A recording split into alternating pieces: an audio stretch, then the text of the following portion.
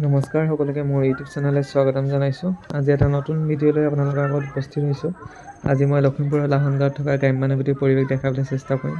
চাওকচোন আপোনালোকে, এয়া চাওক কি ধুনীয়াকৈ অংকন কৰিছে। ইয়াত লিখা আছে গ্ৰাম্যানুভূতি। এয়া চাওক, এয়া চাওক পুখুৰীৰ ওপৰত ঘৰ আৰু লিখা আছে গ্ৰাম্যানুভূতি।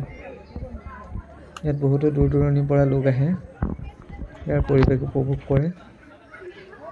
এয়া চাওক, এইটো ট্ৰি হাউচ। ইয়াত আহিলে গাঁৱৰ সুন্দৰ পৰিৱেশ আপোনালোকে উপভোগ কৰিব পাৰিব আৰু মনটোও ভাল লাগিব বহুত।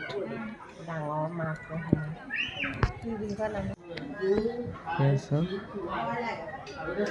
বহুত পুৰণা বস্তু আছে ইয়াত।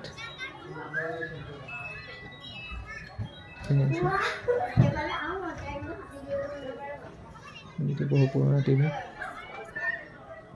চাওক, এখন বিচনা কি সুন্দৰকৈ সজাইছে, চাওকচোন আপোনালোকে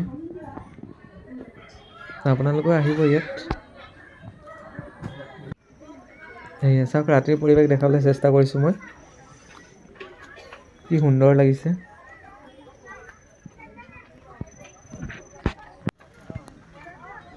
এইটো চাওক, ট্ৰি হাউচ। ইয়াত উঠি বহুতে ফটোও মাৰিছে।